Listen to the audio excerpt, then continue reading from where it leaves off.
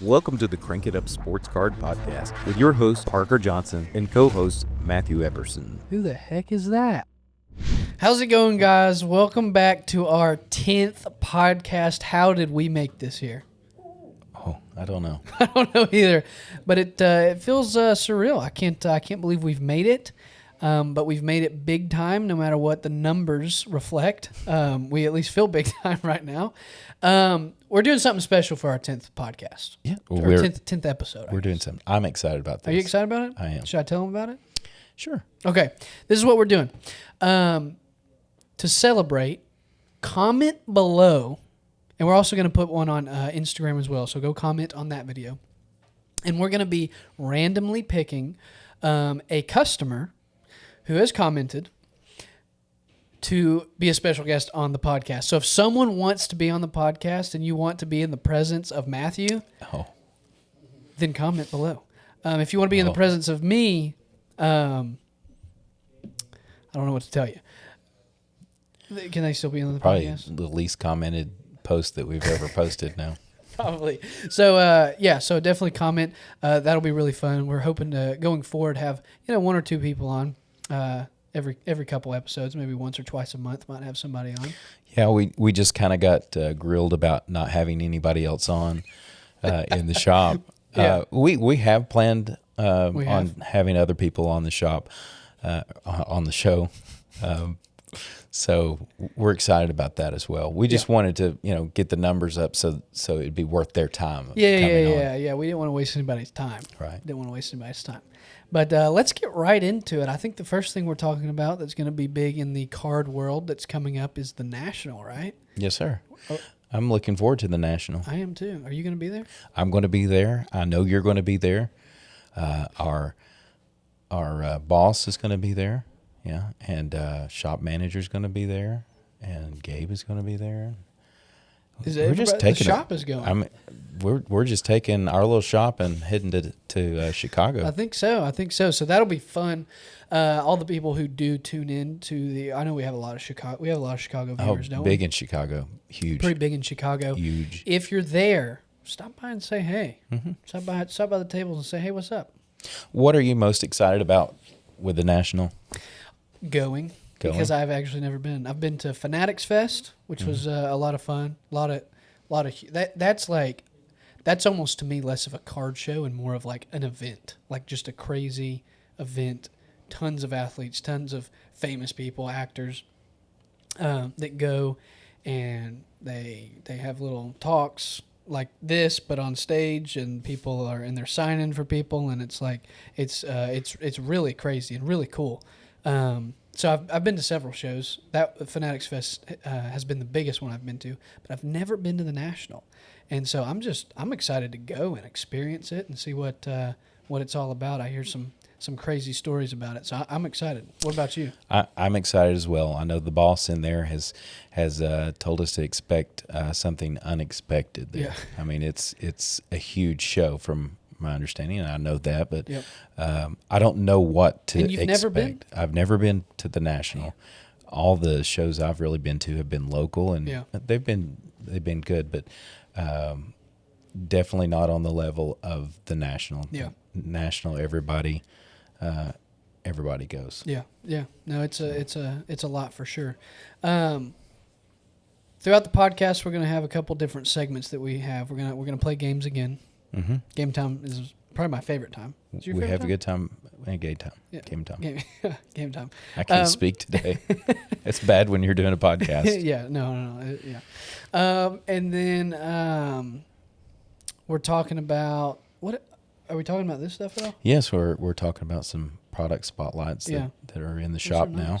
Those are nice. These are magnetic touches.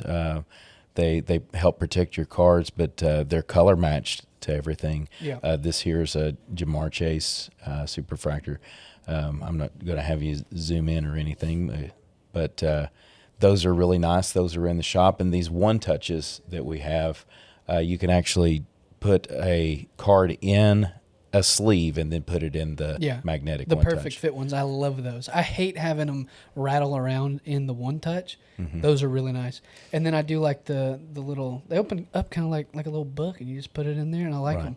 them because for PC for your PC, I kind of think that they look really nice. The perfect way to display your cards Yeah. are in one of these, especially with PSA being shut down. If you don't want to send your cards off to PSA on that regular submission, we've talked many times about PSA. We'll skip that as of right now, Yeah. but this is a perfect way to display these right now. So I think that's one reason why you should come in the shop and pick one of those up. Also, there's the sleeve bags that we have. This one isn't displayed with one, but they actually fit true to the I like magnetic one touch. Yeah. So it looks sleeker. I think it protects them better. Yeah. So I definitely am a fan of those. Yeah. The company that we have in shop is Elevate, and they've been really good with us working. This is not a paid promotion or anything. We just thought we would spotlight that tonight on our podcast, and I think they're a really good touch. Yeah, absolutely. Lot of stuff going on in just the card world in this area too. Mm-hmm. There's a guy who just opened up a shop. We Yeah. wanted to say congrats to that guy. Who is that guy? Brady Long. Brady Long. Congrats. Yeah.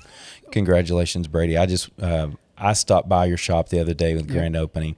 Didn't get to spend much time there, but you're doing something that I may not ever get to do. It's always been a lifelong dream of maybe owning a shop, but I don't know that I'll ever get to do that. I at least work at a shop, and the shop has been very good to me. Yep. So congrats. Just want to say that too. Congratulations. So let's get into it. What are we getting into?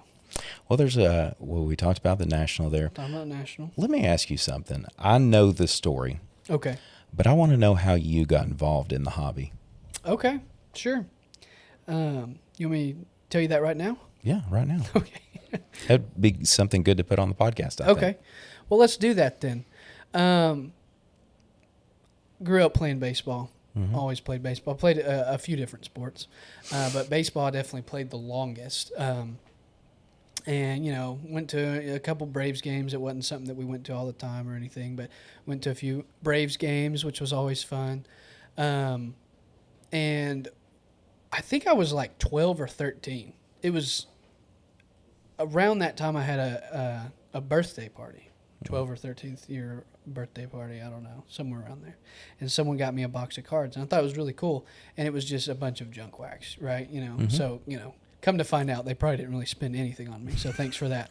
But back then I thought it was really cool. Yeah.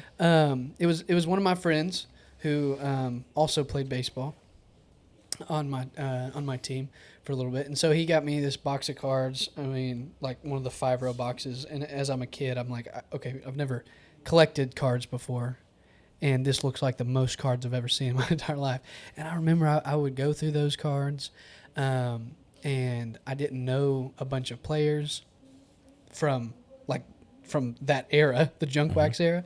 I just knew a couple of the big names, and so there was tons of. I would look up like Hall of Famers from that era, and then I'd go through and try to pull them out, and then I'd learn someone new, and I'm like, oh, he's a Hall of Famer too, and then I'd go back through all of my cards again.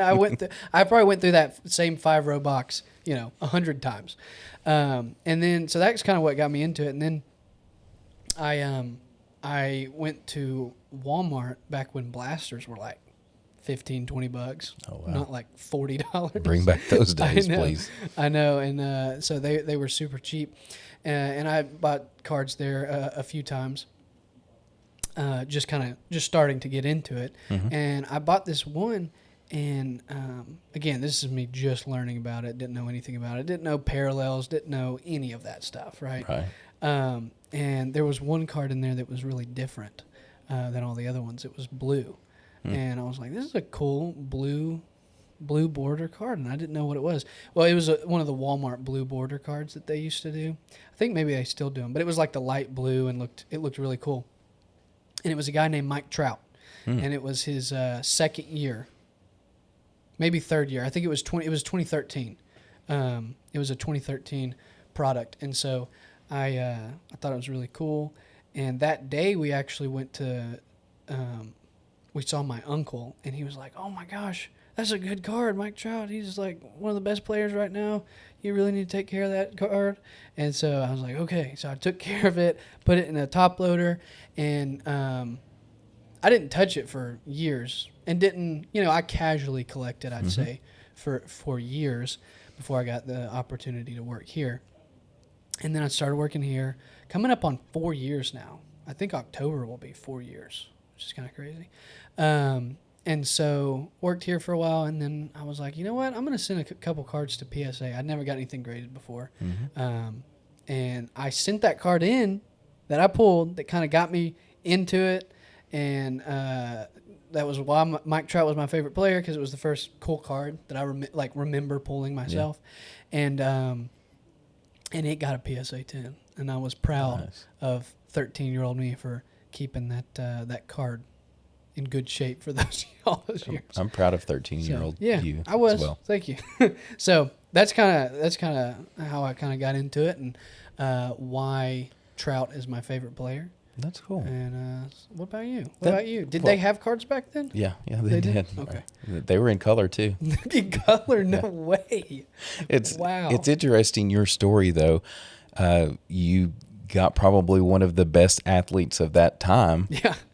When you opened what perceivably was your first pack. Yeah. And I've seen a lot of people in the store too, like they hit big on their first pack and they're just like hooked. And maybe isn't that weird? Maybe, to a detriment at times, because they keep going in and thinking it's going to be that way. And they never hit something big again. Yeah. Or it takes a lot of money to hit something big again. It is weird. I've noticed that too. It's like first or beginner's luck or something, It's kind of, the hobby can be cruel sometimes. Yeah. That's awesome though that, your story not only includes, how you got into the hobby, but also your PC. Yeah. Mine's a little different. I started buying baseball cards, I can remember in the 80s.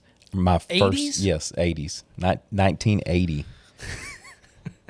Wow. I can remember the first set that I had was the Topps 1988 set. Okay. And so Tom Glavine's rookie. Yeah.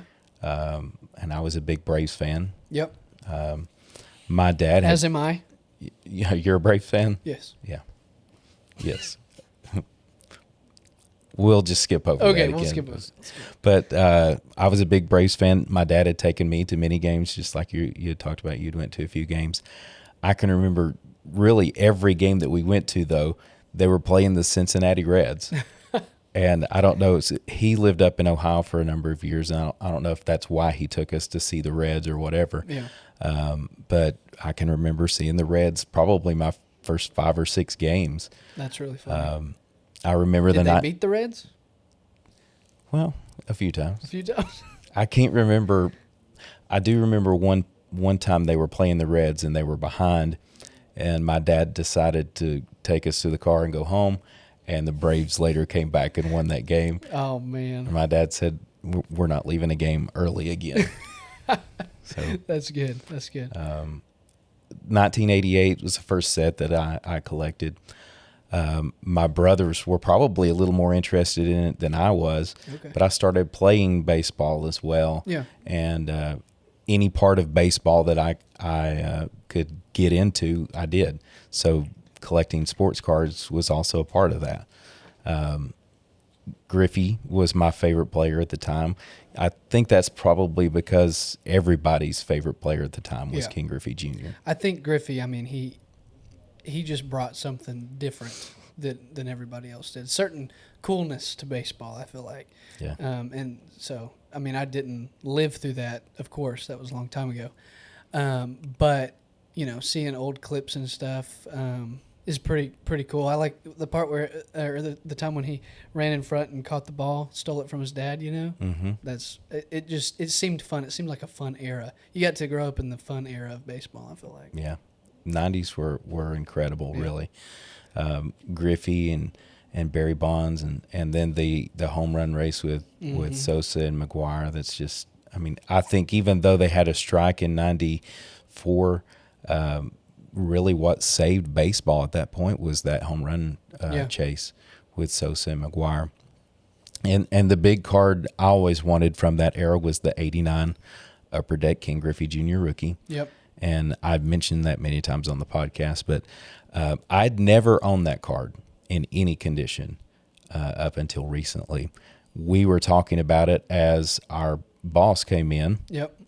And at the time, he was not our boss, but he had a few of them. And I started saying, man, I really would have liked to have that card in a PSA 10. I said, but now at this point, I would just take whatever because PSA 10s have gotten up to like $5,000. Yeah. And I went in the back, came back out, and there was George holding that card, and he gave it to me. Yeah, and that's awesome. Really made my childhood at that moment. So it was fun. That's awesome. That is a lot of fun. I'm kind of surprised you can recall all of those details. Yeah. As old as I'm getting, it's I just tell it till it sounds good now. Well, that's good. That's good. That was that's fun little personal, heartwarming stories from Parker and Matthew today. Yeah. We'd like to hear everybody else's. Let us story. know. I think everybody has a story. I think so. And what intrigued them, what interested them, and it's intriguing to me. Yeah. To hear everybody else's story. There's a lot of. It's so different. It's really cool to kind of see what got people interested in the hobby in the first place. So, well, if that's it for that, we want to go to game time. Game time. Let's go to game time.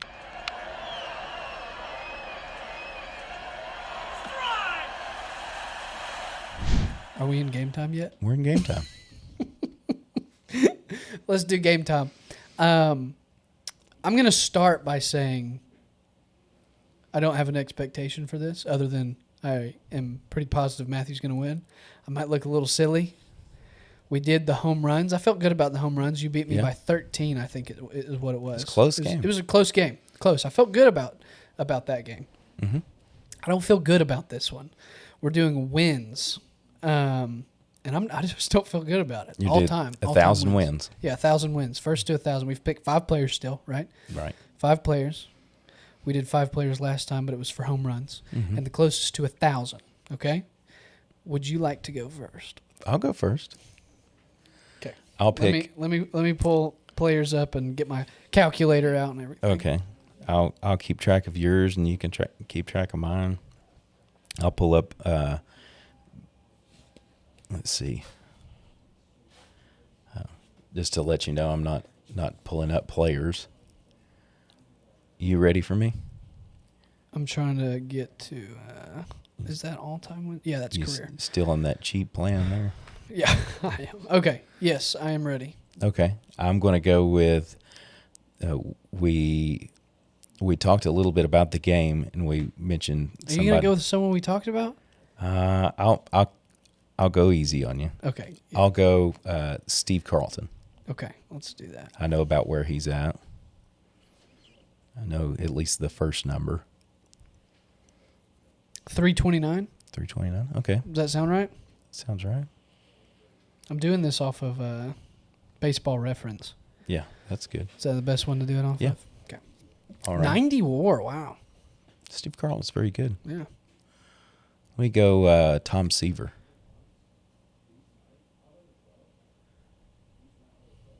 109 WAR. That's insane. 311. So you're at 640 right now. Okay. Got a big chunk out of the way. Yep. 640. Okay. I'm going to go Jacob deGrom. I think he just got to 100. 102. 102. Okay. So I'm getting up there. So you're at 742. And you have two left. 742. I'm going to get absolutely smoked in this. I got to pick some lower numbers, though. Yeah. Yeah, you do. Okay. And I got 2 players left. Or I could just rattle off Raisel Iglesias. I know he's a closer, but he'll get me some wins there, and then I have a strategy for the next. How do you spell his name? R-A-I. Well. Right. Okay, it's pulling up. 42. 42. Wow. Is that more than you thought it would be? Yeah. All How right. many are we at? You're at 784 with one guess 70. left. So how many is it left? Two- 216? Yeah. Yeah. Yeah, 216. Yeah, yeah. With that's one left. Yeah, you have one left. Did I say two? Wow. This is a lot harder. It than is the home harder. runs. It I is think you're hard. doing good. I still think you're going to do a lot better than me, but this is way harder. Man. This is difficult. Yeah. Because I'm thinking of either somebody that I know's over 300.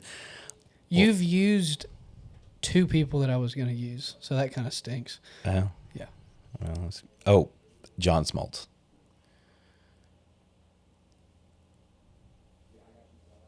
Whoa. Oh, my goodness. I don't want to play this anymore. I knew. Two. Do you want to guess? How many he had? 215. 213. 997. You are three Wow. off. See, I knew Oh that he my wasn't goodness. at 300 because he closed a couple of years.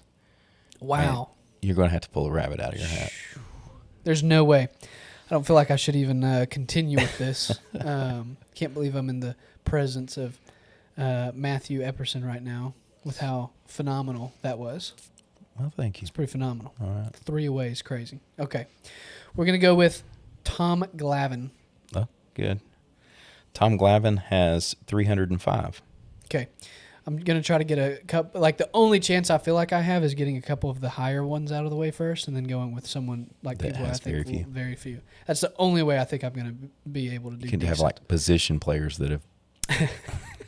Let's go with Greg Maddux. Maddox. Okay. Mad Dog had 355. Okay. Where are we at? What are we 660. at? 660. Let's go with Kershaw. Ooh. I know he had over 300. No? 223. You're in a good spot. Okay. Where am I at? 883. Okay. This is about where you were at with one left. I have two guesses left, right? You were very close to that, I think. I needed 216 or two something. Yeah. Okay. So now this is where I need to guess some people who are probably current, who probably don't have a crazy amount. You know what? You have 117 left. I only need 117. Mm-hmm. And I need two. Wow. Okay. Let's go with Skeens. Skeens? Okay.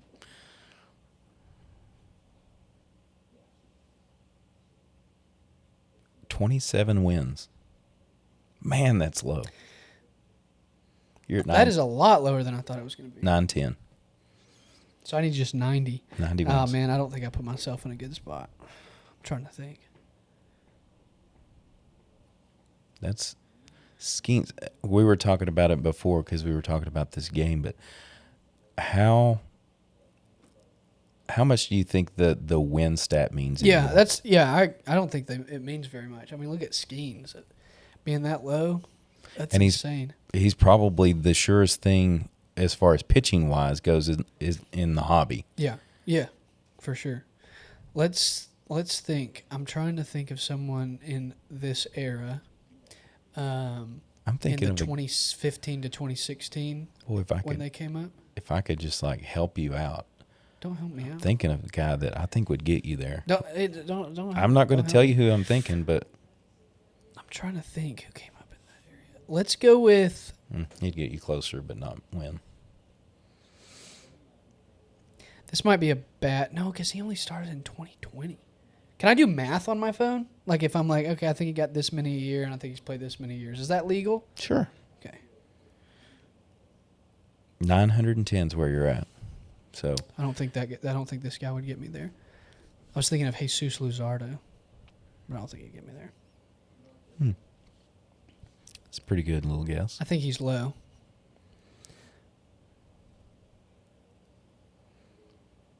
Mitch Keller.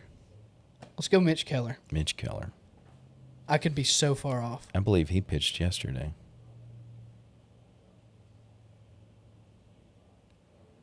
948. Really? Mm-hmm. That's less than I thought it was. You got to 958. Not bad. That's not bad. That's not bad. That's not as bad as I thought it was going to be. What about Jesus Luzardo? Would he have helped me better? I think he's around the same thing. Okay. I was thinking for you, Scooble, but they're all in that like 40-something range. Yeah. Which leads you to, At first, I was going to pick someone like Scherzer or Verlander, but I'm like, they have way too many, don't they? Scooble has 57. Scherzer and Verlander, they have a lot, don't they? Yeah. Yeah. That's who I was originally thinking. I was like, no, they're going to have too many. So That was fun. that was fun. Let me ask you, we're talking about wins. Yeah. Do you think, back when I was growing up, if you got to 500 home runs, you were pretty much a surefire Hall of Famer. Sure. If you got to 300 wins, 3,000 strikeouts, do you think that will change a little bit? The pitching side of things, 100% will change. 100%. I think it already has because nobody's getting, like, you have to pitch a lot to have 3,000 strikeouts. Mm-hmm. Pitchers today are not pitching as much, like, not even close.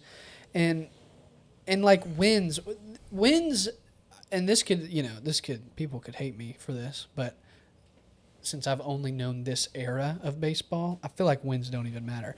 Did wins hold a lot more stock back in the day? Because to me, wins is like, yeah, maybe it's a fine stat, but I don't think it's like, oh, this is for sure, like, put all my stock in wins, Because you have people like Skeens. I mentioned Jacob deGrom. I think it was when he was on, like, was it 2021? Somewhere around there when he was on the Mets, like, just the best pitcher on the face of the planet and couldn't get a win because the Mets were so bad that year. I can't remember what year that was. And so to me, wins aren't like a big deal, but maybe they used to be, and I'm totally wrong about that. To answer your question, you asked me if they were more important in my era. I believe they were. Okay. I believe they were. I think if you have the conversation now, I believe it should be like a team. Sure. Stat. I agree. I mean, but like, so do you think they should have been? Because you said they were more important back then, but do you think they should have been, or do you think it's always been the same, like, argument, like it should be a team thing? I think the starters had more control of because they were the in a game lot longer. Because they were. I mean, you get to 5 innings. If somebody makes it past 5 innings anymore, then it's a rarity, really. It's crazy. I mean, a quality start, and this has always been, quality start is if you get to 6 innings and allow 3 runs or less. Yeah, which. So, I mean, there's not many people getting to that 6-inning mark anymore. And three runs, if you give up 3 runs in 4 innings, they're probably yanking you now. Yeah. So that's, that is different than it was. Yeah, agreed. I think the home run question, I think that may start changing, but I think that has to have a lot more time to change because I think people are still kind of set on, like, 500 home runs, 100% going in the Hall of Fame. I think with time that will slowly change that. And the reason why is because pitching, if we talk about Jacob Mizorowski, and he's throwing so fast, and hitters are, like, batting average is going down and down and down and down and down. And with the way that like advancements that people are making and just like the medical field and like the different things, like you can have a surgery and be back way quicker than you used to could. Yes. And like the mechanics getting better and stuff like that. All that stuff is getting better to where him throwing 104, 105, like, it's nothing. Maybe in 5 more years, most pitchers, I mean, that seems crazy, but like with how like things are getting better every year, maybe 102 might be, oh yeah, that's a normal fastball, Yeah. I think it will cap itself at something. Like, the human body just can't get past a certain point, I feel like. But I feel like more people will get to that point with how the technological advancements that we're making. And so I think that that's just going to, of course, hurt batting averages, hurt home run totals, hurt those numbers. So I think the new Hall of Fame number, I don't know, maybe it's 400 home runs or something. But I think that I think stats will change over time like that, because pitching's just crazy. Like think about if most people are like Jacob Mizorowski out there, that's crazy. And not getting hurt, or if they do get hurt and they have Tommy John, they're back like way quicker, I think there's very few people right now that can get to that 500 home run mark. I think so too. Stanton is close because he's close. Yeah. And then Aaron Judge, Shohei Ohtani, the big names. But I think it's very few the number of players that are going to reach that mark. So I think you have Judge, Stanton, and Trout. I think all three of those guys make it. Didn't mention him. I think all three of those guys make it. Yeah. What do you think? I agree with you. Is there anyone else that you think is going to make that?